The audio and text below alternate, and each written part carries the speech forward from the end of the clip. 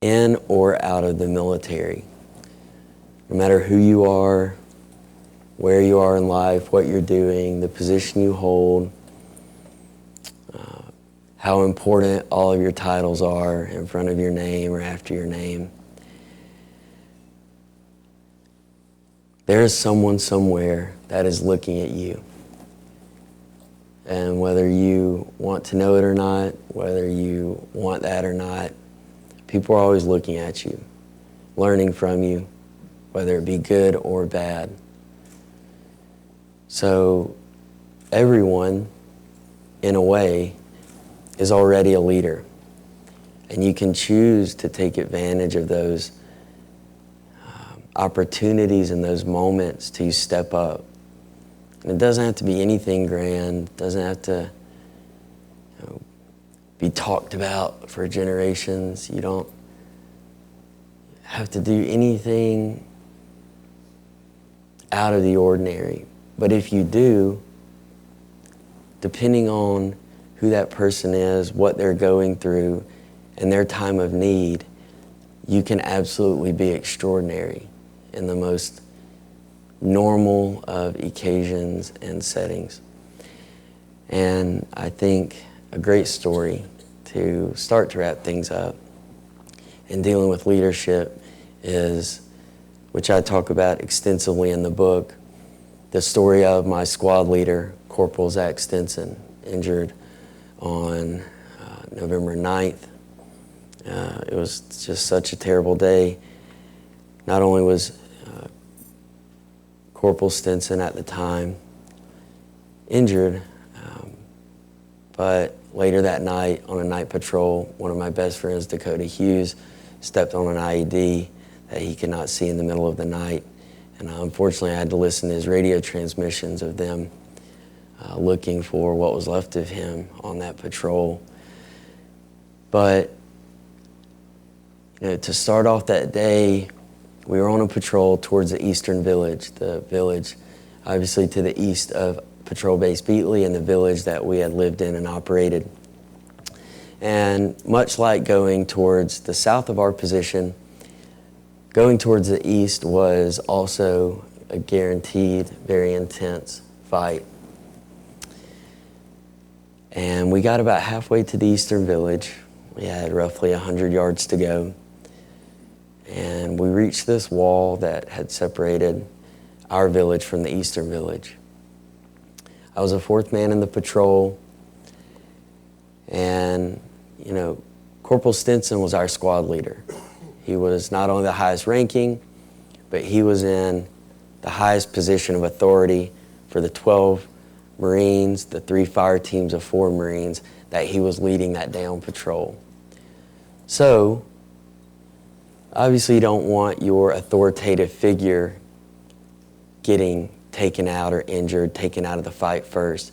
They're an integral part. They're not any more important than any of us, but they're an integral part of not only directing troop movements on the battlefield when engagements with the enemy occur, but communicating by radio that vital information to higher ups within our chain of command, at a base that maybe is helping us logistically during that firefight.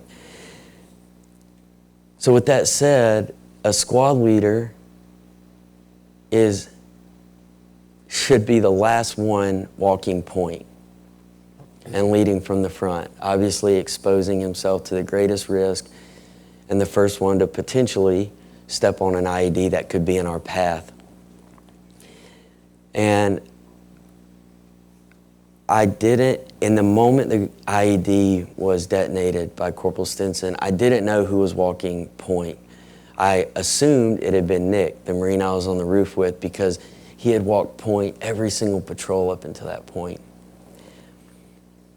But, the blast rippled through our patrol with enough force. We were in a single file line, I was number 4, with enough force to kind of knock me into the side of the canal that we were walking down. Corporal Stinson was not a small guy, and this IED blew him about 15 to 20 feet onto the other side of the wall.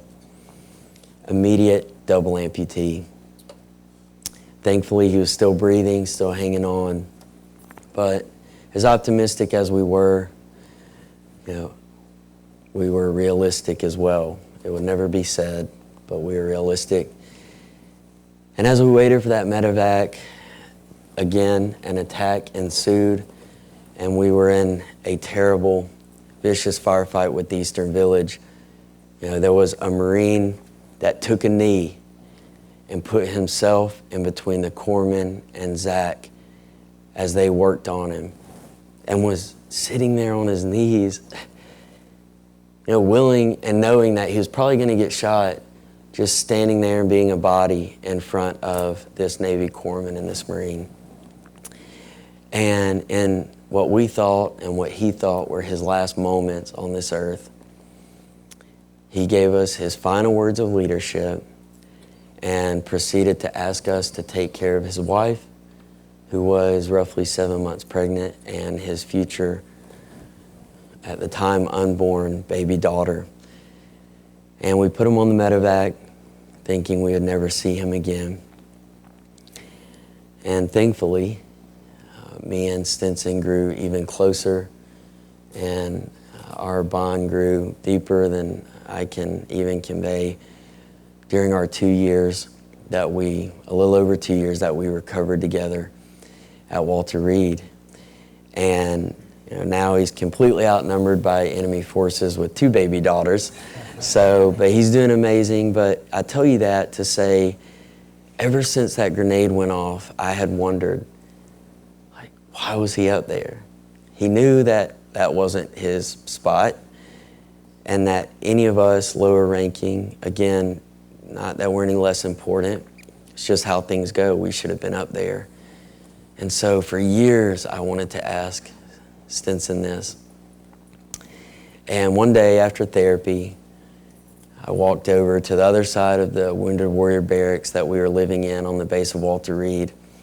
We're sitting around and we're watching ESPN. Olivia's all crazy, making all kinds of noises and crawling all over him. And I finally, just laying around, relaxing with him, got the chance to ask him, man, Zach, why were you walking point that day? And I'm glad I waited that long, because if it would have been hard for him to bring that up again, which he's an awesome guy, I knew that it wasn't. He's just go with the flow and everything, make everything humorous like me. But I asked him years later, and sitting there, with no legs anymore, and his daughter that he had asked us to look out for when he thought he wasn't going to make it, crawling everywhere, I asked him that question. And his answer was simple, but yet very profound. And he said, I'm just glad it was me and not any of you. And so that was a very powerful moment for me, and one that taught me that as a leader, your responsibility is laced with risk. And if you're going to assume that leadership position and take others under not only your control, but in that environment, take lives under your control.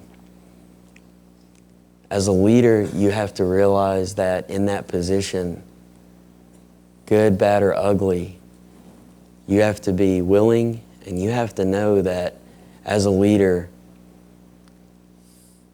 you must be and have to be prepared to accept that risk and bear the burden for those that you lead.